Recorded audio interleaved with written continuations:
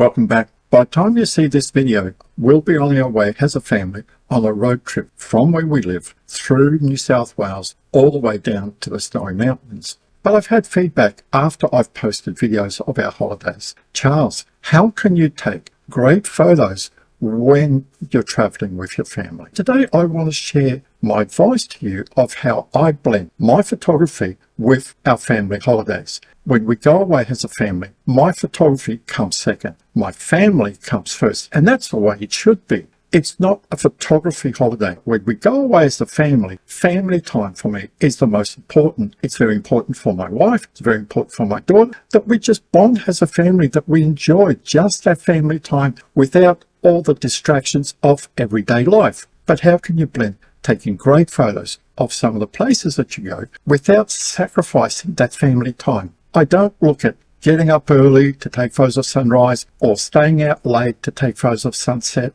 I'm wanting to chill out. I don't want to have to get up early in the morning. At sunset, we're normally planning to go out for dinner. At the start, when we start these holidays, it would frustrate me saying, like, look at that beautiful sunset. And I'm sitting here in a restaurant and I'm missing out on these classic shots. And I've just got to say to myself, well, what are you here for? Are you here to take photos, or are you here to spend time with your family? When we travelled in Tasmania last year, I got some great photos. So let me show you now some of the photos that I took while we travelled in Tasmania last year. The first place we stopped was at Cataract Gorge. This is a very scenic spot. It's great for families. There's a chairlift that goes over Cataract Gorge. It's beautiful for a family holiday. As you can see in this photo, I've got the bridge that suspends over Cataract Gorge. It's not a photo that really sort of excites me. I just took a photo so that I'd have a memory of what this place looked like. But as I was walking back with my family towards where we had to take the chairlift back, we're walking down the track, and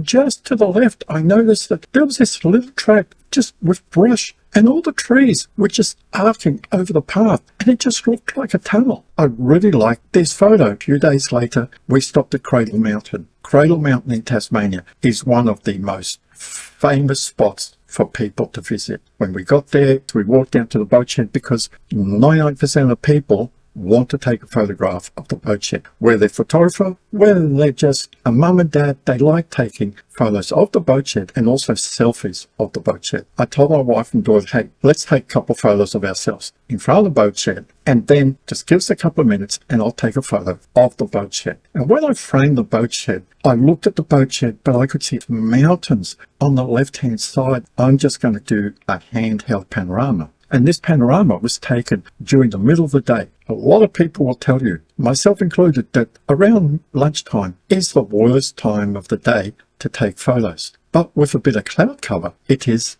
a very good time because the whole scene is about the same. So whether you're looking all the way to the left or all the way to the right or in the center, the light is about the same. And the next day, how about we have a nice enjoyable hike and we'll just enjoy the scenery. We'll end up at Dove Lake because in this area there's a lot of wombats, so my daughter wanted to see wombats. And as we were walking along, this path that was just leading us through this valley, and then towards the end it was just zigzagging, and it was just a snow-capped mountain in the background. A couple of hours later we were just about at Dove Lake, and there was another lake above Dove Lake. There was a small area where the water was overflowing from this lake under the footbridge and just framed when the water was just flowing straight underneath the bridge. And look in the background, I've got this mountain framed in the background. How long did it take me? Just a couple of minutes. Did it take away from my family time? No, because we were just having a break. Then as we drove south, we went to two waterfalls, one near Queenstown called Nelson's Falls.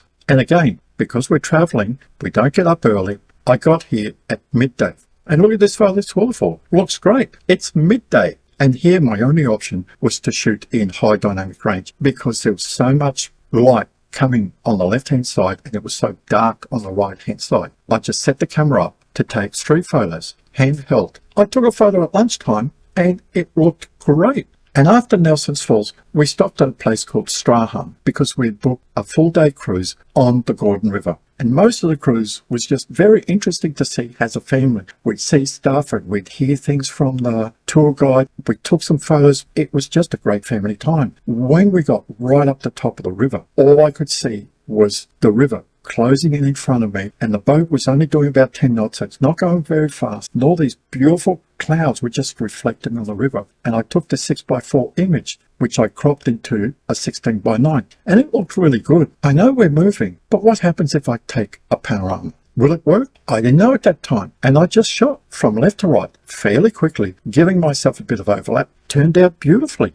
A couple of days later, we're at another waterfall called Russell Falls. Because this place is close to Hobart, heaps of people around. And as we parked the car, my wife said, "You're going to take the tripod?" And I go, "I'm going to get the photos I want, just handheld." We walked around, we got to the platform, and Russell Falls were right in front. It's not a long exposure, but it still looks great. It still gave me a reminder of this beautiful place. And as we left the viewing area, I just looked back and through these trees, I could just see the waterfall coming down. And I took this photo at 1/10 of a second, handheld, and it looks great. Then we're walking back towards the car, and these forests are just hundreds of years old. And you can see all the trees that have fallen down, covered with moss. And I took this photo because I said, like, wow, this is going to remind me how ancient, how old these forests are, and how untouched they are. And as we travelled back to Launceston, where we're going to catch our flight in a couple of days, we went past Richmond. And Richmond is a famous place because there's the Richmond Bridge, which is one of the oldest arch bridges in Tasmania. So my wife really wanted to see it and take a photo of it. And as we got back to the car, and I noticed the path was just zigzagging, and there was a huge willow tree, and the storm clouds were coming over. But the willow tree just leaning over the creek, and the storm clouds in the background really framed this shot. And for me, I liked the Richmond Bridge, but this shot here I found was so much more enthralling for me. And one of the last spots we stopped before we took our flight home was Ben Lomond. It's quite a steep drive up to the mountain top. When we got up to the top, there was quite a few people, and they were all concentrating on just taking a photo of the road zigzagging up the hill from the viewing area. I told my wife, let's just walk a little bit further. I said, because I could see some rocks further along the path, and there were rocks on the left-hand side and the right-hand side of us, and we could see the road just zigzagging and just fading into the distance. I took a quick handheld panorama, and this is one of the photos that my wife loved so much because it was her choice. She really wanted to see Ben Lomond. I took quite a lot of photos, but this one here really set it off because it was very different to everything else that we had seen on social media. As you can see, you can blend your photography with your family time without sacrificing family time. And you will find if you start doing that, prioritize your family against your photography. Your family is going to give you a bit of time. Do you want to take a photo? We're willing to wait.